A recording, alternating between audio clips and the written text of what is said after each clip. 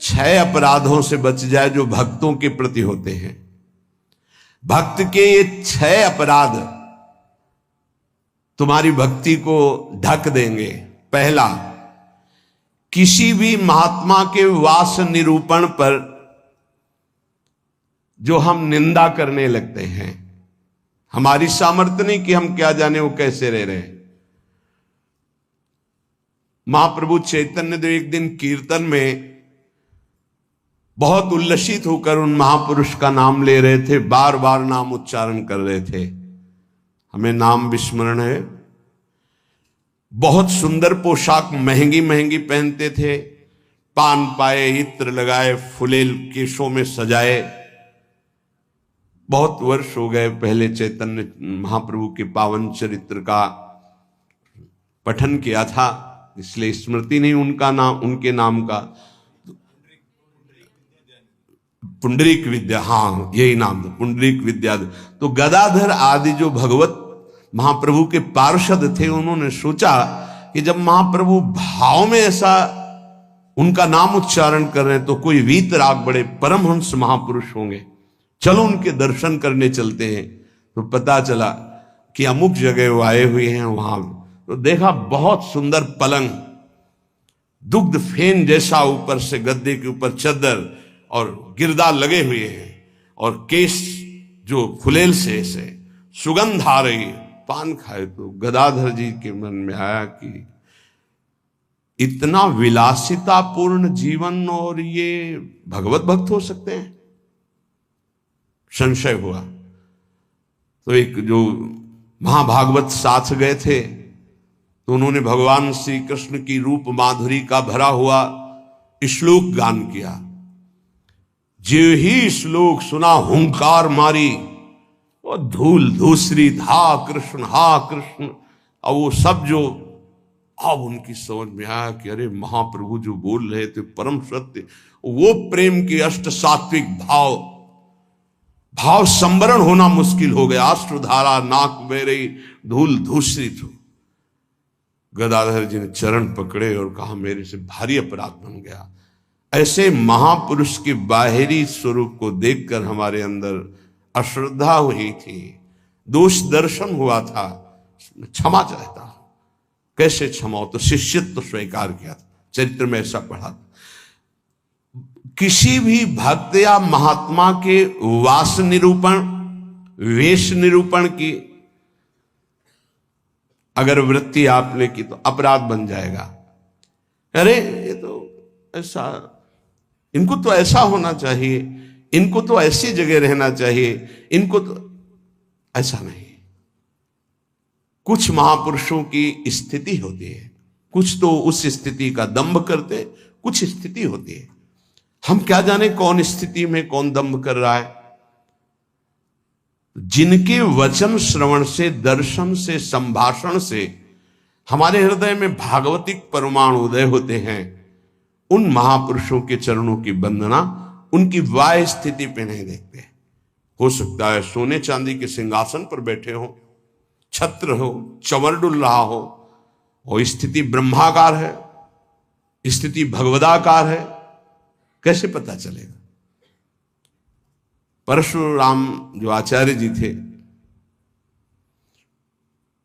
उनके आश्रम के बाहर लिखा था, माया सगी न तन सगा, सगा न ये संसार, परशुराम ये कह रहे सगा सुसिरजन हार। तो एक लंगोटी लगाए, लौकी की कमंडल लिए और भारी वैराग्य वृत्ति के अंदर गए और कहा ये श्लोक किसका लिखा हुआ है? दोहा। तो उनका गुरुदेव का कहाँ है? तो गए, देखे गिरदा लगा हुआ, छत्र लगे हुए परशुराम देवाचार्य जी महाराज। तो उनका महाराज आपका श्लोक लिखा हुआ है? बोले हाँ। तो बोले केवल लिखा हुआ है या है आप में? क्योंकि उनको गर्व था कि मैं लंगोटी लगाए लौकी का, और ये तो वैभव संपन्न महात्मा है। तो बोले लिखा है माया सगी न तन सगा, सगा न ये संसार। आपने कहा सगा जो सृजनहार, हम तो सब माया ही देख रहे हैं। उनका आपका इशारा क्या है? बोले जब सृजनहार सगा है तो फिर माया क्या? बोले चलो आपने समझा दिया, बड़ी कृपा, चल दिए। बोले कहाँ चल दिए? बोले जहां ले चलो आप। वो स्थिति प्रज्ञ महापुरुष थे, चल। जब 10-12 किलोमीटर चले तो बोले भिक्षा का हमारे समय हो रहा, तो बोले परशुराम देवाचार्य ने आज तक कभी हाथ नहीं फैलाया, आकाश वृत्ति पे हम रहते हैं, प्रियालाल जैसी व्यवस्था करते हैं उसके अनुसार रहते हैं। बोले हम तो भिक्षावृत्ति से रहते। बोले जाओ मांगने। बोले आपके लिए भी ले आवे, कभी किसी का सहयोग नहीं चाहा, केवल सीधे प्रियालाल से आप अपने लिए लाइए और पाइए, और जहां आपकी इच्छा वहां ले चलिए। वो गए भिक्षा लेने, वो जंगल के एक जगह बैठे हुए थे, तो वहां से राजा की सवारी निकली, देखा परशुराम देवाचार्य उतरे, साष्टांग दंडवत। महाराज यहां कैसे? प्रभु की इच्छा।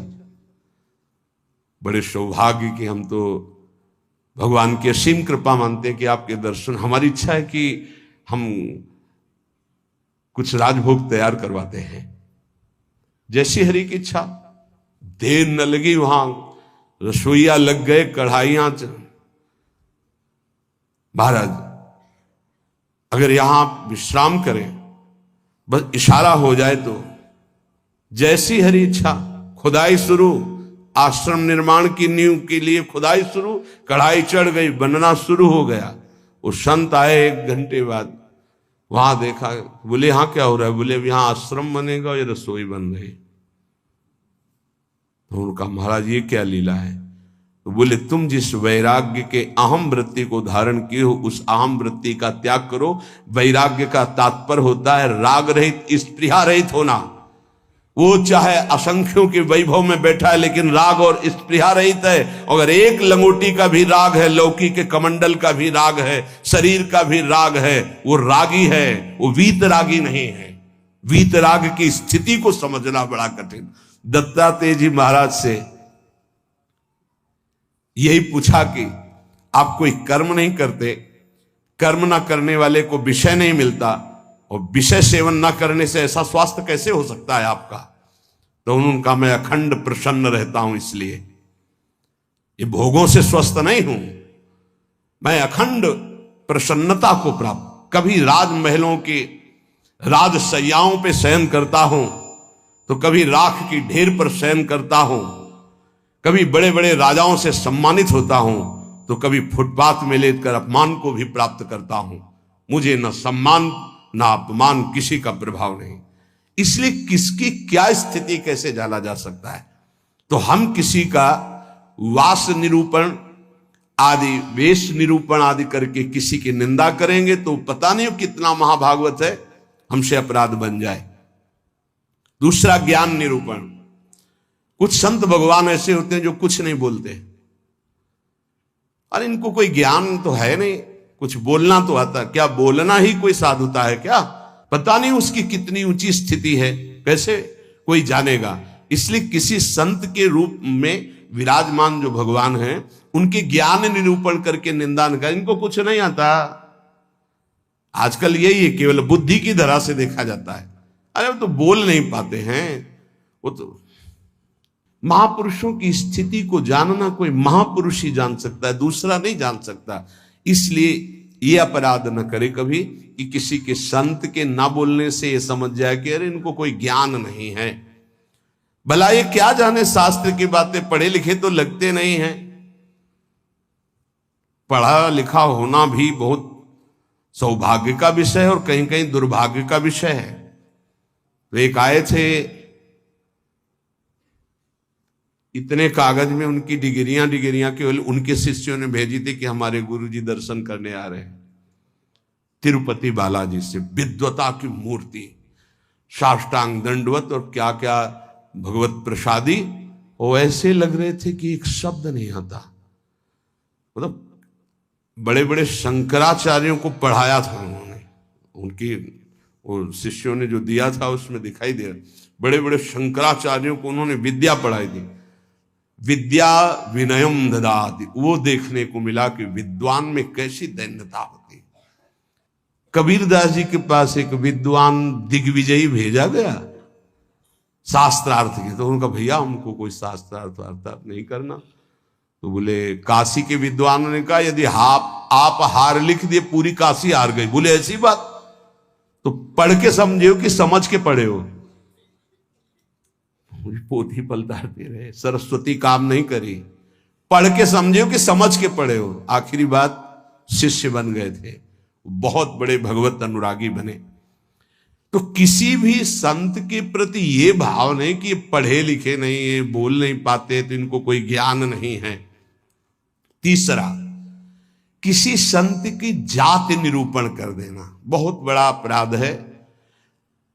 देखो ये जो जाति पाति है ना, ये धर्म का पालन करके भगवत प्राप्ति के लिए थोड़े समय तक के लिए सहयोगी नहीं। हम आपको बताएं, एक ही कपड़ा है और एक ही पहनने वाला है, बस इतनी खास बात समझ लो। कपड़ा सबका पांच भौतिक, पहनने वाले सब अविनाशी भगवान के अंश, कोई अंतर नहीं है। बस अंतर बनाया गया है इस अंतर को मिटाने के लिए कि हम साधन पद्धति से अपने अपने धर्म का पालन करते हुए परम धर्म भगवान को प्राप्त, लेकिन जो परम धर्म में स्थित है, भागवत धर्म में, उनकी जाति निरूपण नहीं करना चाहिए कि ये तो सुना है कि अमुक जाति के संत हैं, बड़ा अपराध होता है, बड़ा अपराध। ऐसा कभी नहीं करना चाहिए। हाँ, चरण रज लेके माथे पे लगा, अहो वत्सो पचतो गरीयान यज्ञभ्यागे वर्तते नाम तुभ्यम। देखो राजसूय यज्ञ में पूर्णता स्वपच वाल्मीकि की पूजा करवा कर श्री भगवान ने इसीलिए करवाई, इसीलिए करवाई। सब बड़े बड़े महापुरुष आए थे, लेकिन दैन्यता की मूर्ति भगवत भाव में निरंतर डूबे हुए स्वपच वाल्मीकि जी की आराधना करवाई कि पूर्णता उन्हीं से हुई। जो दैन्य है वो महाभागवत किसी जाति पक्ष से नहीं देखा जा सकता कि अरे ये तो ऐसा, जो देखेगा तो उसके सुकृत नष्ट हो जाएंगे। पूज्य बाबा। चौथा, वृत्ति निरूपण। ये तो पढ़े ही रहते, हमने कभी इनको माला लिए तो देखा नहीं, और कुछ भजन ध्यान तो करते नहीं है, इसलिए तो केवल हमें लगता है कि बस खाते पीते हैं इसी में, और कोई भजन नहीं। ये हमने संतों को देखा है। एक संत भगवान 8 बजे सुबह उठते थे गंगा नहाने के लिए, 8 बजे सुबह, पर वो एकांत में, तो लगता 8 बजे सुबह गंगा स्नान करते हैं, प्रायः 3 बजे स्नान हो जाता। तो एक दिन जिसमें वो शयन करते थे उसमें गए, काफी बड़ा था, एकांत में आसन की। आज इनकी वृत्ति देखेंगे क्या है। बहुत ही गंभीर मुद्रा में वो रहते थे, पर प्रायः पूरे आश्रम में था कि ये प्रमादी हैं, ये सोते रहते हैं। 11 बजे तक उनको जगते पाए हम। जहां सब लेटे उनको उठ के बैठ गए, वो लेट गए थे, उठ के बैठ गए। 3 बजे तक बिल्कुल एक आसन पर, 3 बजे फिर लेट गए, 8 बजे सुबह। संतों को जानना बड़ा कठिन है, उनकी क्या दिनचर्या है, वो कैसे भाव में रहते हैं। केवल बाहरी व्यवहार देख करके उनकी निंदा कर देने से सुकृत नष्ट हो जाएंगे, भक्ति ढक जाएगी। स्वरूप निरूपण। ये महात्मा में तेज तो है नहीं चेहरे में, ये तो ऐसे ही मालूम देते हैं कोई साधु तो नहीं, क्योंकि चेहरा नहीं बता रहा है। नहीं, ऐसा नहीं है। अगर महात्मा की पहचान करनी तो तुम्हें महात्मा होना पड़ेगा। महात्मा बनकर ही महात्मा को पहचाना जा सकता है, दूसरा नहीं पहचाना जा सकता। बाहर से किसी के रूप को देखकर थोड़ी तुम जान सकते हो कि रूप तो आप गौर से देखिएगा, किसी किसी के मांस भक्षण करने वाले का भी चमकता रहता है। मलाई रबड़ी खाने से भी रूप चमकने लगता है, थोड़ा सा संयम रखे तो उससे भी चमकने लगता है। अब वो महात्मा किस कोटि का भजन कर रहे हैं, कोई रूप से थोड़ी महात्मा का लेना देना होता है। अब श्रीधर बाबा की छवि जब लगे तो आप देखना, लंगोटी है और हड्डी हड्डी दिखाई दे रही, गाल चिपकी हुई हैं, आंखें धसी हुई हैं। आपको पता है, खुद देखे हुए हैं कि 24 घंटे भजन में मगन। तो किसी महात्मा के रूप को देख करके ऐसा कोई रूप निरूपण करेगा तो उससे अपराध लग जाएगा। और प्रायः ये ध्यान नहीं दिया जाता। ऐसा धातु निरूपण, भगवत विग्रह ये पाषाण का है कि ये धातु का है, सामने पूछे ये पत्थर के भगवान है कि इसमें अष्ट धातु के। घोर अपराध बुद्धि। भगवत विग्रह सामने नहीं, भगवत विग्रह साक्षात अर्चावतार भगवान है, भाव उसमें। ये नहीं कि सामने जाके पूरे संगमरमर के बने हुए कौन सी धातु के बने हुए भगवान है, ये अपराध। धातु निरूपण भगवत विग्रह या भगवत भक्त के पास, जैसे वैराग्य में धातु स्पर्श निषेध किया गया है, या तो सन्यास में नारियल का पात्र और वैष्णव जनों में रज का पात्र। धातु के पात्र के प्रयोग का निषेध है वैराग्य में। लेकिन जो महापुरुष हैं, मान लो उनको सोने की थाली में पा रहे हैं, उनकी क्या स्थिति है। अब हम देख करके अपने वैराग्य का वहां भाव थोपे, वो स्थिति उनकी क्या है। वैराग्य का भाव थोपे तो फिर अपराध बन जाएगा। किस स्थिति में कौन महापुरुष है जानना मुश्किल है। सबको भाव से नमस्कार करके हम अपने भाव को सुरक्षित रखते हैं। तो वास निरूपण, ज्ञान निरूपण, जाति निरूपण, वृत्ति निरूपण, स्वरूप निरूपण, धात निरूपण। वृत्ति निरूपण में ये भिक्षावृत्ति तो करते नहीं, केवल भंडारा खाते हैं। आपको क्या पता किसकी क्या स्थिति है, वो कैसे। संतों की लीला भगवान जानते हैं, या तो वो संत जना दे तो जानने में। अपने लोग इसकी परवाह करते हैं क्या। कहीं कौन से अपराध ऐसे बन जाते हैं जो हृदय को कठोर कर देते। इसलिए शांत। ब्रज में मुझे एक महात्मा मिले थे, उन्होंने मुझे कुछ उपदेश दिए। मैंने उड़िया भाषा में अपनी डायरी में लिखे थे। उन्होंने उपदेश दिए कि अगर ये आपके अंदर भाव आ जाएगा, लक्षण आ जाएंगे, तो आपको भगवान अपनी तरफ से आके दर्शन दे देंगे। बड़े महात्मा थे, तो बाबा ने उड़िया भाषा में अपनी डायरी में लिखा था, उसका हिंदी लिपि में यहां वर्णन है। पहला, भजन करते हुए अपने को सबसे दीन मानना। अपने आप भगवत साक्षात्कार हो जाएगा। भजन करते हुए अपने को सबसे दीन मानना, इससे कोई अपराध ही नहीं बनेगा, कोई अपराध नहीं बनेगा। लिख लेना चाहिए। भजन करते हुए साधक को अपने को सबसे दीन मानना, सबसे। आदेश त्रणादपि सुनिचेन। दूसरा, किसी से भी कपट पूर्वक वार्ता व्यवहार ना करना। निष्कपट व्यवहार करने में क्या जाता है। अपने भगवत मार्ग के पथि के, चाहे गृहस्थी हो चाहे विरक्ति हो। कपट का मतलब होता है अंदर कुछ और है, बाहर आप कुछ और दिखा रहे हैं। ये नहीं होना चाहिए। जो अंदर वो सीधे बाहर, जो बाहर बोल रहे हैं वही आपके अंदर चलना चाहिए।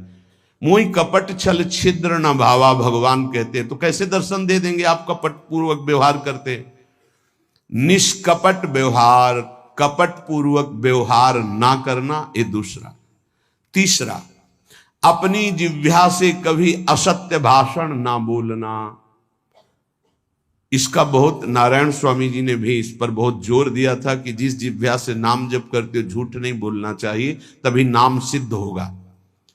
नाम तभी सिद्ध होगा। नाम सिद्ध होने का तात्पर्य बिना प्रयास के चले। ये सत्य भाषण भगवत स्वरूप है। सत्य बोलने से बढ़कर कोई पुण्य नहीं संसार में, और झूठ बोलने से बढ़कर पाप नहीं। नहीं असत्य सम पातक पुंजा। चौथा, जो तुम्हारे सामने आवे और तुमसे बात करे या दृश्य दिखाई दे, उसे तत्काल पहले मन से प्रणाम करो।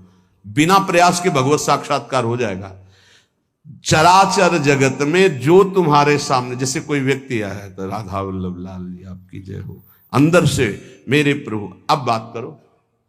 कोई भी कुछ भी, पहले प्रभु, ये वस्तु पहले नहीं थी, प्रभु थे और ये बाद में नहीं रहेगी, प्रभु ही रहेंगे। तो वर्तमान में हम वस्तु के अंतर्गत प्रभु को देखते हैं। पांचवा, ना मेरा तन है, न मेरा मन है, न मेरा धन है, न मेरे प्राण है, ये मैंने सब कुछ प्रभु को समर्पित कर दिया। धैर्यपूर्वक देखिए। अब आपको क्या चिंता रह गई? जब तन प्रभु को दे दिया, मन प्रभु को दे दिया, अपना सर्वस्व प्रभु को दे दिया, तो बोले इसका फल क्या मिलेगा? ये यथा माम प्रपद्यन्ते तास तथैव भजाम्यहम्। प्रभु अपना सर्वस्व आपको दे देंगे, अनुभव में आ जाएगा। प्रभु अपने आप को दे देंगे। अति उदार करुणा वरुणालय प्रभु।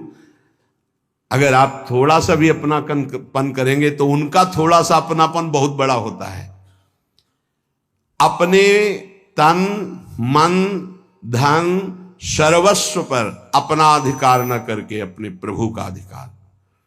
छठवां, एकमात्र पूर्ण श्रद्धा अपने आराध्य देव में, मेरी लाडली, मेरे प्रियालाल। सातवां, सदैव पराधीन रहना। अगर गुरुदेव के अधीन हो, इष्ट देव के अधीन हो, तो माया तुम्हें अधीन नहीं कर पाएगी।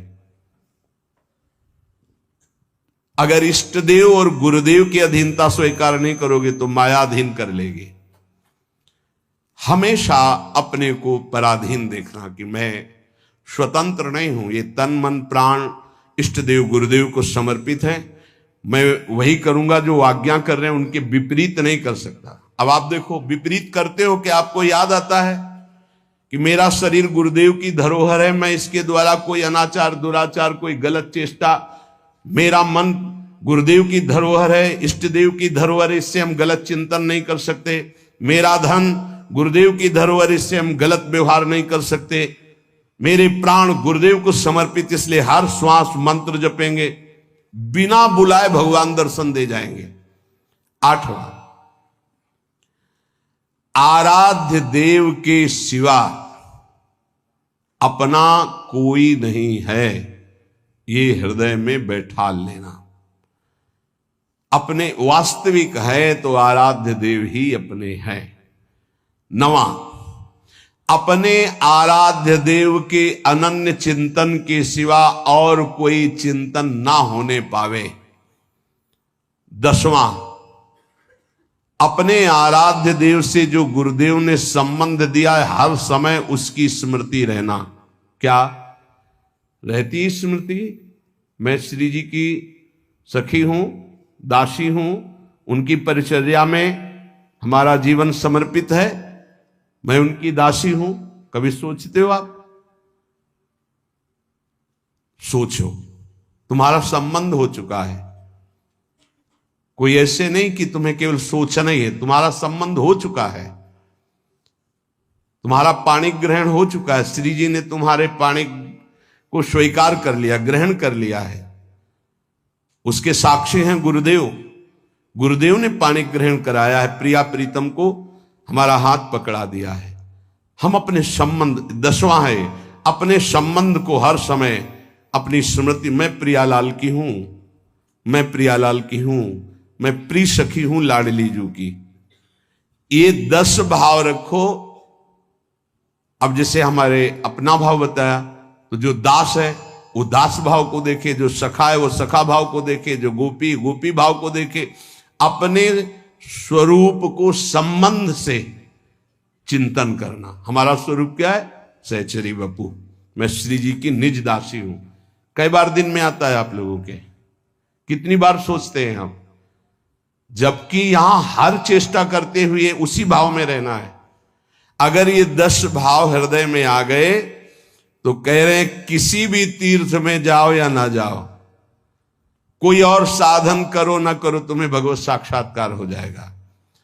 पहला फिर सुन लीजिए, अपने को भजन करते हुए सबसे दीन मानना, किसी के साथ भी कपट का व्यवहार ना रखना, सदैव सत्य भाषण बोलना, चराचर जगत का कोई भी वस्तु व्यक्ति सामने आवे अपने प्रभु का भाव करना, अपने तन मन धन प्राण सर्वस्व को अर्पण कर देना, मेरा अधिकार नहीं, नाथ सकल संपदा तुम्हारी, मैं सेवक समेत सुत नारी। अर्पण का मतलब ये होता है भाव।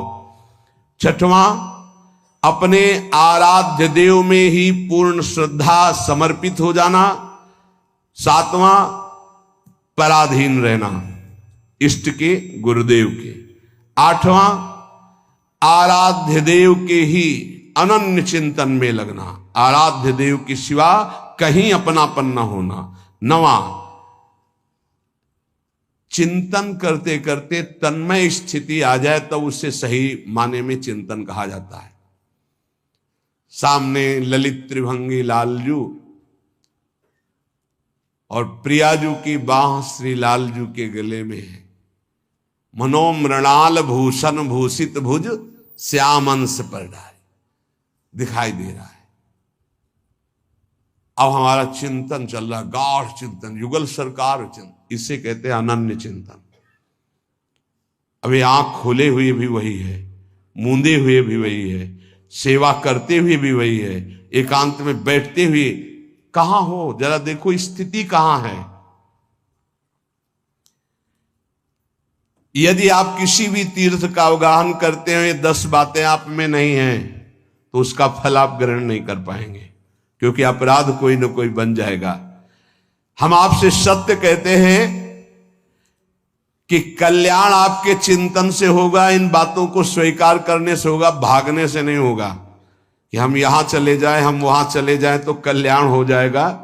अगर आपका आंतरिक चिंतन इन बातों में है तो आपके अंदर वो सामर्थ्य जागृत हो जाएगी कि आप प्रभु को देख सकते हैं। इसलिए जो सत्संग है उसे बार बार सुना जाए, उसका मनन किया जाए और अपने हृदय में धारण किया जाए तो हमारा इसी जन्म में अंतिम जन्म माना जाएगा और भगवत साक्षात्कार हो जाएगा। जहां तक गुरु कृपा से प्रयास है, कथन श्रवण करके यही प्रयास है कि संसार की असत वृत्तियां छूटे और भगवत प्राप्ति हो जाए, हमें भी आप सबको भी। जिनको ये नहीं चाहिए तो भूल मत करना, यहां कुछ लाभ नहीं मिल पाएगा, यहां नहीं मिल पाएगा। यहां लाभ अगर मिल पाना है तो एकमात्र अध्यात्म का लाभ मिल सकता है। यहां कोई आशीर्वाद, ये भीड़ लगाना कि हम कोई जादूगर हैं, कुछ चमत्कार कर देंगे, तो बिल्कुल कुछ नहीं होने वाला। हम तुम्हें हाथ उठा कहते, हो जाए, तुक्का लग जाए तो तुम्हारे पुण्य, पक्की बात समझ लो। तुक्का लग जाए कि आप कामना करके आए, कामना की पूर्ति हो गई तो आपके पुण्य, हमारा कोई उसमें लेस मात्र भी सहयोग नहीं है। पुण्य आए वृंदावन धाम संत दर्शन के, आपकी भावना, आपकी कामना पूर्ण हो जाए, वो आपका भाव। हमारा लक्ष्य है भगवत प्राप्ति।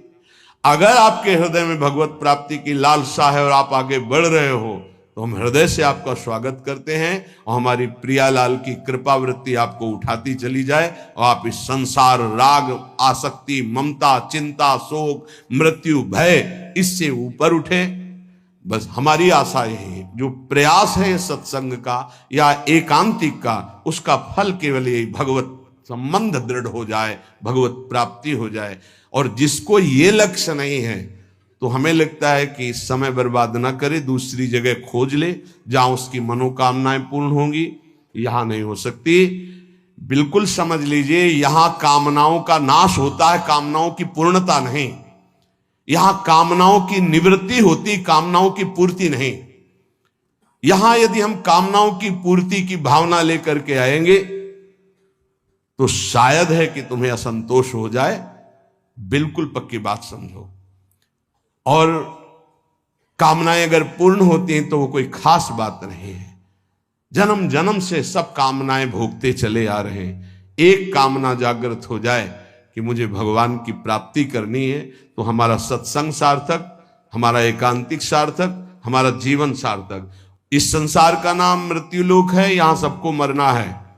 सीधी बात सुनो, मरना है, आज नहीं तो कल, कल नहीं तो परसों, चाहे बीते बरसों, अंतिम परिणाम शरीर छूटना है।